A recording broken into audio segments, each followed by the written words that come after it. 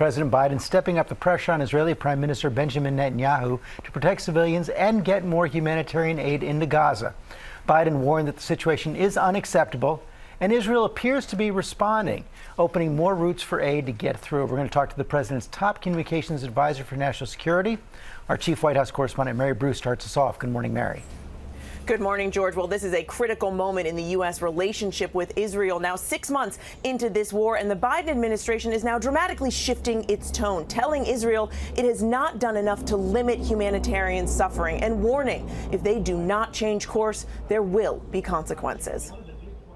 This morning, under intense new pressure from President Biden, Israel agreeing to allow more desperately needed aid to flow into Gaza, reopening a port and a major border crossing. The White House saying the steps were at the president's request and must now be fully and rapidly implemented. It comes after Biden delivered a stark warning. In a tense 30-minute phone call, Biden telling Prime Minister Benjamin Netanyahu that Israel must take concrete steps to address the humanitarian suffering in Gaza, or risk U.S. support. If there are not changes to their approach, it is very likely we're going to change our approach. The president demanding Israel dramatically increase humanitarian assistance, open additional crossings, and reduce violence against civilians and aid workers.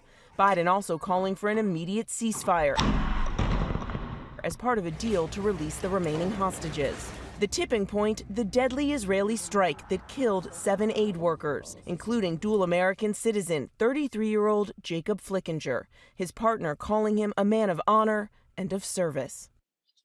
We will always remember how brave he was.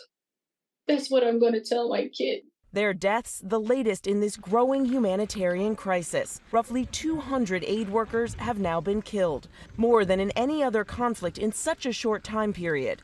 And over 33,000 Palestinians have been killed, according to the Hamas-run health ministry. Secretary of State Antony Blinken quoting Jewish scripture to urge Israel to do more. Whoever saves a life saves the entire world.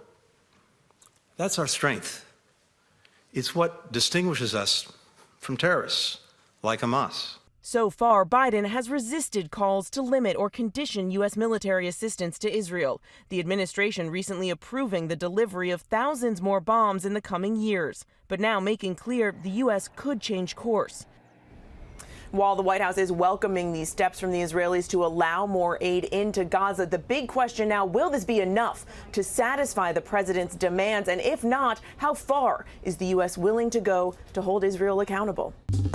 Well, hey there, GMA fans. Robin Roberts here. Thanks for checking out our YouTube channel. Lots of great stuff here. So go on, click the subscribe button right over here to get more of awesome videos and content from GMA every day, anytime. We thank you for watching, and we'll see you in the morning on GMA.